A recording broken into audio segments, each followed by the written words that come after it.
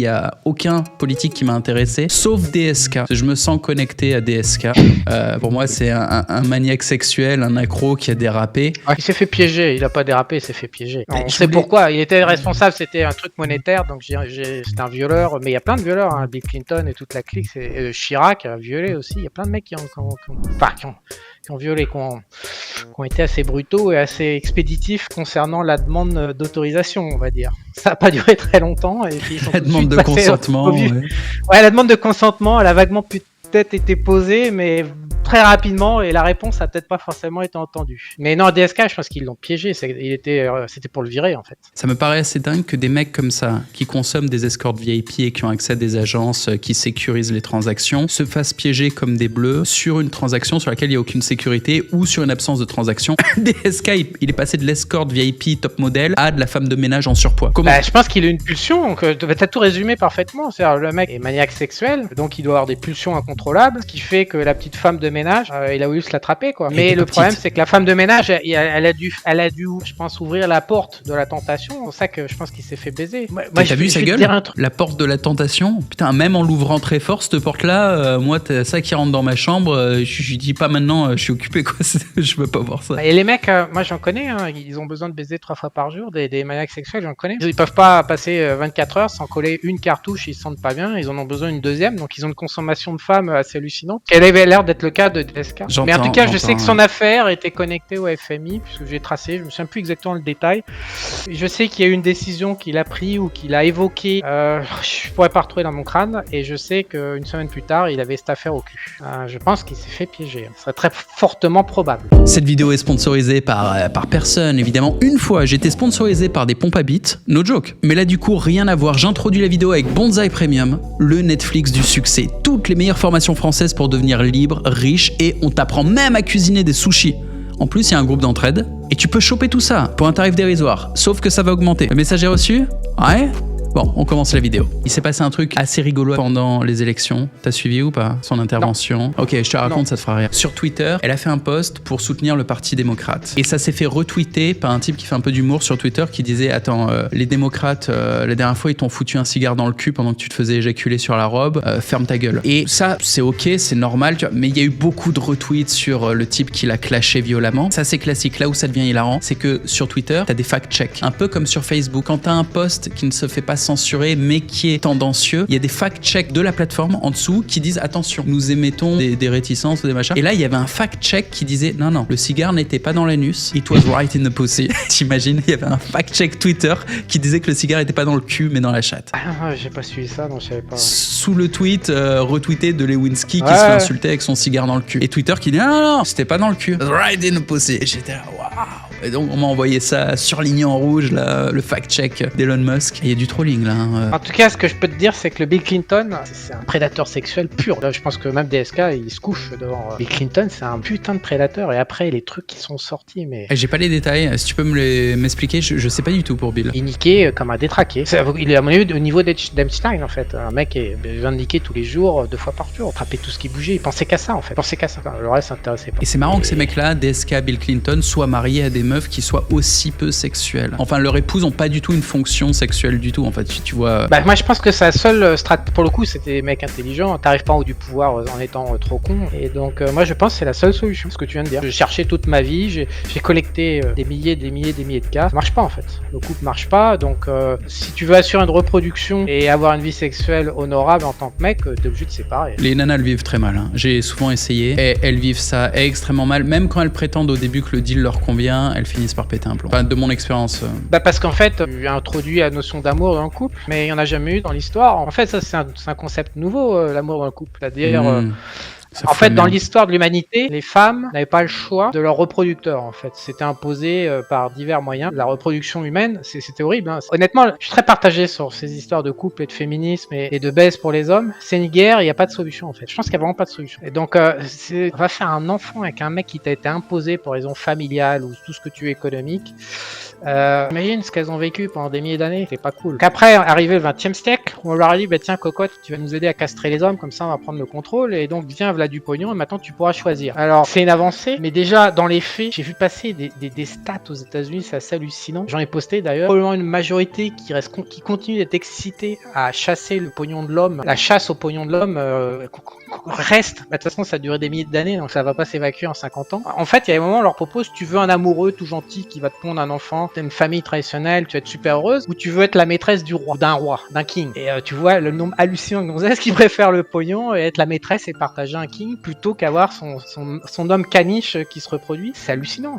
On n'a pas à changer les mœurs. Donc déjà, il y a ce problème-là historique qui est encore dans les gènes. Et puis après, pour l'homme, nous, on était habitués à avoir plusieurs femmes, à avoir des besoins complexes, et les femmes ne peuvent pas répondre aux multifacettes. On peut pas demander d'être parfait. Et donc du coup, le plus facile consiste à composer un portefeuille de nanas avec des profils différents. Mais si tu introduis dans un de tes portefeuilles, dans une de tes positions avec une femme, si tu introduis l'amour, évidemment, ça va dans le mur aussi. Il faut pas qu'il y ait d'amour dans le game. Il faut pas qu'il y ait de passion, il faut pas qu'il y ait d'amour. Il faut avoir de la tendresse, tu mets tout ce que tu veux, mais tu mets pas d'amour. Et cette histoire d'amour et la relation amoureuse, ça date des années 60. Parce qu'avant, c'était de la passion, et puis en fait, les mariages et la reproduction, il n'y avait pas d'amour dedans. Et au Japon, ça continue. Là. Au Japon, ils se sentent extrêmement mal à l'aise de se reproduire, de baiser la nana. C'est pour ça que tu regardes en Corée du Sud et au Japon, ça baisse pas. C'est les endroits au monde où ça baisse de moins. Pourquoi ? Parce que les hommes et les femmes se sentent extrêmement mal à l'aise de se reproduire, faire des enfants et de s'enfiler comme des détraqués sexuels au sein du même concept. Et donc du coup, les hommes japonais et les hommes coréens vont baiser des putes ailleurs. C'est une institution. Ils baissent tous à la sortie du bureau. Ils sont tous dans les bordels. Ils sont pas en train de rentrer manger les nouilles avec leurs femmes. Ils sont tous au bordel. Et après ils rentrent. Et l'idée c'est d'être un très bon ami avec ta femme. Et je pense qu'il y a pas. D'abord, c'est les pays avec le plus fort QI de la planète. Si on fait abstraction des Ashkénazes, c'est Japon, Corée, là où tu trouves les plus hauts QI. C'est leur choix. Mais moi j'y réfléchis. Je vois pas comment on peut faire autrement que ce choix-là, qui est obligé de tout séparer. En fait, obligé de tout segmenter, tout séparer, et tu mets pas d'amour dedans. L'amour a foutu la merde dans mon couple. Ce qui paraît dingue à dire comme ça, mais l'amour, c'était le premier qui me le formule comme ça. Mais quand j'y réfléchis, toutes les tensions que j'ai avec ma femme, c'est parce qu'à chaque fois elle me reproche mon manque de passion amoureuse, et je lui dis mais je veux pas de cette merde. Je lui dis pas comme ça, mais j'en veux pas. Je préférais qu'on soit bons amis. Je trouve ça plus solide, plus rationnel, et c'est comme ça que j'ai posé les bases de mon couple. Et elle a fait semblant d'accepter. Et plus ça va, plus elle réalise que non, elle veut la passion amoureuse, qui me paraît être une immaturité, un fantasme adolescent, un truc débile qui marche pas, mais que toutes les femmes veulent. Et c'est parce que j'ai choisi une femme très très belle. C'est toutes les femmes belles qui veulent toutes ça. Les femmes. Faut que tu comprennes que la majorité des femmes n'aiment pas les hommes. Ça, maintenant, c'est une certitude, c'est documenté. Non, mais ça dépend où on est, pas là où je suis. En Europe de l'Est, il y a des femmes qui aiment les hommes. Non, tu ne peux pas laisser finir. Les femmes préfèrent leurs enfants. Les femmes aiment leurs enfants. Oui, oui.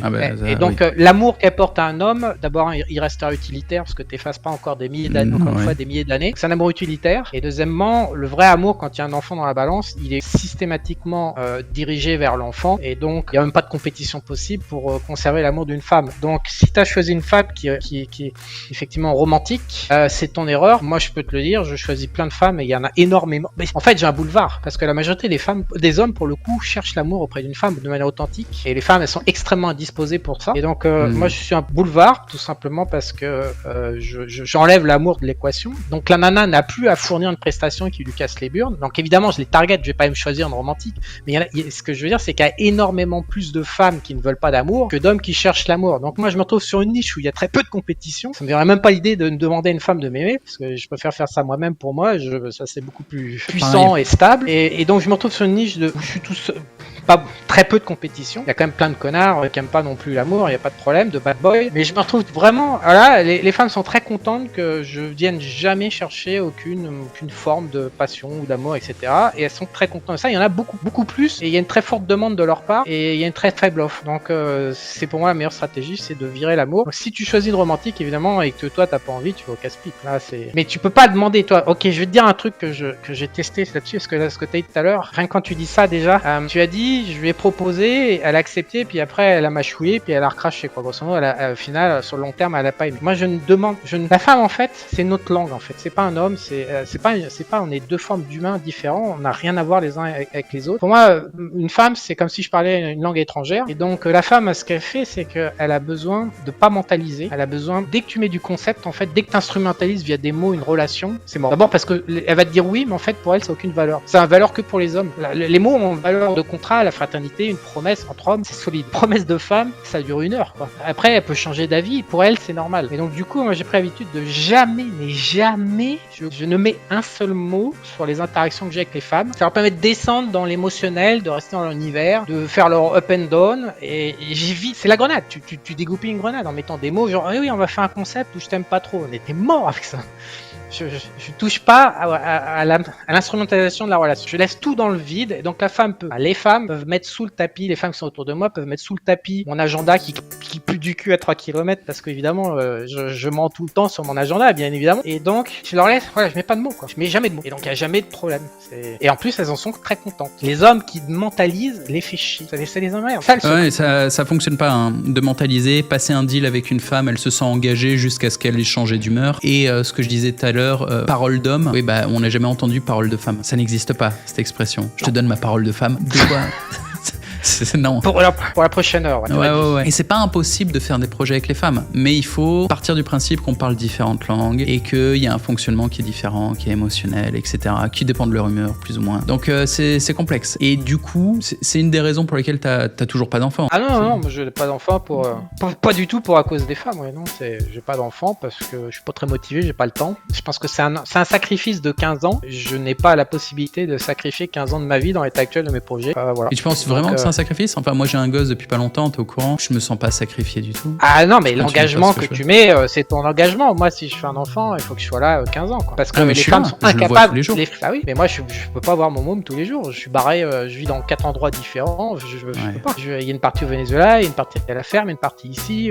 Pas possible. Je suis pas. Même mes chats, j'ai 28 chats dans les différents endroits au total. Bah, il y en a, je vois pas. Les chats au Venezuela, le Venezuela est fermé, donc je suis pas depuis 5 mois, mais j'avais une famille de chats, je l'ai pas vu grandir. Enfin, ça fait 5 mois, je peux être absent 5 mois à cause de conneries comme un pays qui ferme. Donc je peux pas prendre un engagement vis-à-vis d'un enfant. On est quand même des serial nickers, quoi. On va pas se mentir. Je sais pas ce que tu dis en public, j'en dis pas trop, Juju en dit encore moins. Enfin, la vérité, c'est que j'attends en fait, pour être franc, de me calmer, de me calmer, quoi. Et encore là, je suis en train de... C'est pas que j'ai besoin de baiser comme Deska ou Bill Clinton, mais en fait, le truc aussi, c'est que je suis resté que 2 ans monogame dans toute ma vie. J'ai besoin de passer une nana à l'autre, en fait. C'est-à-dire que je garde toutes mes nanas, je garde 1 an, 2 ans. La taille, ça fait 10 ans que je suis avec. Donc c'est pas une question de changer, d'avoir de la chair fraîche. C'est une question d'en avoir plus, d'avoir un portefeuille. Donc c'est pas très compatible avec un enfant, ce mode de vie. Et puis aussi, à 50 piges, figure-toi que d'abord, j'ai jamais aimé les femmes jeunes. Et en fait, le couple idéal pour moi, c'est 50-30 ans. L'homme 50 ans, la femme 30 ans.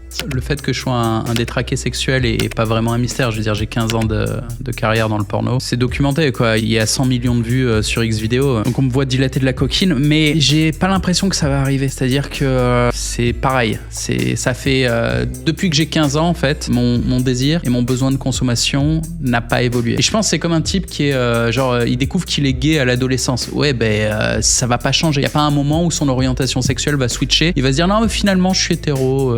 Moi, j'ai eu besoin de beaucoup consommer et j'ai eu besoin d'une variété de partenaires très très jeunes. Dès le début, en fait. Rocco Siffredi, c'est un type qui est un détraqué sexuel habité d'un démon. Je sais pas si tu connais les coulisses du mec et que tu sais un peu ou quoi, mais... Je le suis, bien évidemment, c'est un mal alpha. Il est exceptionnel. Il est exceptionnel, mais c'est un homme torturé. Vraiment torturé. Bien sûr, et bien sûr. Pour te donner une image, il arrive sur des sets, parfois il est défoncé, je sais pas ce qu'il prend avant ses sets, mais il est dans des états seconds et ses sets peuvent durer 6-8 heures, ce qui est pas normal. Normalement, un set porn, c'est 2 heures. Donc il peut déglinguer des nanas pendant 6-8 heures qui comprennent pas ce qui se passe. Hein. Elles pensent aller sur une prestation normale, elles sont contentes, c'est Rocco, c'est une star.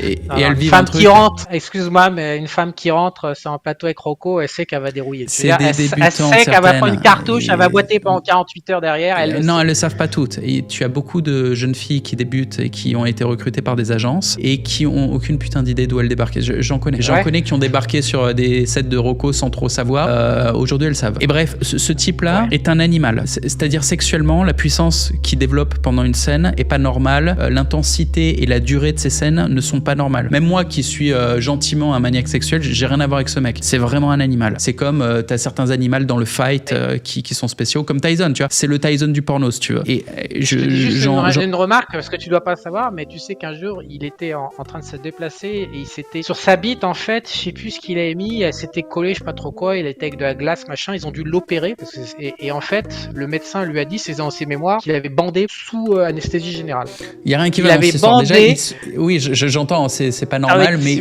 il s'est collé la bite avec de la glace, quoi. Je sais plus, il avait un problème de bite, je sais plus ce qu'il avait fait avec sa bite. Vraiment, ça partait en couille. Donc, il a besoin de faire une opération, et donc quand il l'a opéré, ils l'ont anesthésié et il a bandé. C'est dans ses mémoires, dans son livre Rocco, que je te recommande d'ailleurs. C'est un super livre. C'est un mec attachant et qui habitait un démon. Et il me fait penser à Jean-Claude Van Damme. Non. Mike Tyson est habité d'un démon, c'est-à-dire que Mike Tyson il t'explique qu'il pleure avant de monter sur le ring, il a très peur, il arrive sur le ring et ça devient un fauve qui est complètement habité et qui explique à tout le monde comment on bourre le pif d'un adversaire. Je veux dire, il a expliqué la life à tout le monde et il sort et voilà, il redevient normal. Et Rocco, c'est pareil. Là où je voulais en venir avec Rocco, c'est que moi je l'ai vu dans des documentaires sur des shootings. Quand lui a fini de déglinguer les meufs, il en peut plus, tu vois, ça fait 6 heures et ils ont enchaîné, ils ont plein de meufs pour venir 4, 5, 6 meufs sur leur set. Il en peut plus, mais il a ses collègues. Il y a Ian Scott, il y a Mike Angelo qui sont des acteurs très très performants. Et Rocco est éclaté. Et t'as Mike Angelo qui est en train de dilater le cul d'une des petites nanas. Et on n'est même pas en train de tourner. Il n'y a pas de caméra qui tourne. C'est juste que ses potes sont des maniaques aussi. Mike Angelo, c'est moins. Il n'y a personne qui est au level de Rocco, mais c'est un maniaque aussi. Et Ian Scott, c'est un type que s'il faisait pas du porn, il s'astiquerait 15 fois par jour. C'est ce qu'il explique. Il me dit pourquoi vous êtes acteur porno? Parce que sinon je me branlerais 15 fois par jour. Ils peuvent rien faire d'autre. Et ils le font très bien. Ces acteurs très performants. Et donc à Rocco éclaté, qui en redescend de je sais pas quel produit s'injecter, plus défoncé parce qu'il vient de baiser trop catine pendant des heures, qui est en train de regarder son pote Mike Angelo qui désanus une tite, et les assistants de production à côté lui disent mais dites à votre ami Mike de s'arrêter, là on n'a pas commencé à tourner, en plus le maquillage est en train de partir en couille, et tu vois Rocco qui est là qui leur dit dégage, parce qu'il regarde, là il a plus la force physique de baiser, mais il est content que son pote défonce la meuf, il s'en fout que ça tourne ou pas. Le fait que ça tourne, le fait qu'il y ait une scène, c'est une excuse, c'est juste un prétexte parce que c'est son environnement, c'est de la chair fraîche qui se fait dilater et c'est tout. Et derrière il a réussi à organiser les énergies pour que ça lui fasse un retour et qu'il prenne du fric, mais il doit juste être dans cet environnement, que ça tourne ou pas il s'en branle, que ça soit lui qui baise ou pas, limite il préfère quand c'est lui qui baise, et s'il a plus les ressources, il préfère que ses potes baisent, comme ça au moins il peut être dans cette ambiance là, c'est son univers. Ouais, c'est pour ça que et je dis ça parce que ça me fait dire même à 70 ans ça se trouve il pourra plus demander, il pourra plus rien faire, il aura ses potes qui défonceront des meufs et lui il regarde. Bonsaï Premium, c'est le Netflix de la réussite. Quel que soit le domaine, tu trouveras les meilleures formations pour atteindre tes objectifs. Tougan Barra, aussi surnommé l'expert que les experts consultent. Quand tu croises un Français de 20 ans millionnaire à Dubaï, en Thaïlande ou en Europe de l'Est, une fois sur deux, c'est un élève de Tougan. Quelle que soit ton activité, il te permettra de gagner plus d'argent. Lohan Elvé, il est aujourd'hui le leader de la plus grosse communauté de youtubeurs en France. Il va t'expliquer comment te lancer et percer rapidement sur YouTube. Alex Callan, les plus grands entrepreneurs online tels que Yomi Denzel ont fait appel à lui. Au total, il a généré plus de 37 millions d'euros de ventes pour ses clients. Il va t'apprendre à faire des publicités rentables, que ça soit pour ton propre business ou pour vendre tes services. Nicolas Blanco, expert en investissement boursier et créateur du SaaS Morning.co. Au quotidien, il aide plus de 70 000 investisseurs à gérer plus de 693 millions d'euros d'investissement. Il t'aidera à faire fructifier ton capital de manière efficace sur le long terme grâce à l'investissement en bourse. Moi-même, Jean-Marie Corda, créateur de contenu depuis 15 ans et CEO de la plateforme, je suis un spécialiste de la créateur économie. Quel que soit ton business en ligne, je vais t'apprendre les rouages du personal branding et de la création de contenu pour que tu puisses te développer sur les réseaux. Et en plus de ça, d'autres experts sur tout un tas de domaines, immobilier, intelligence artificielle, Web3, profitent de Bonsaï Premium. C'est une offre exceptionnelle à un prix dérisoire qui va te permettre de te développer et de développer ton business à plein potentiel. À tout de suite, je te retrouve de l'autre côté.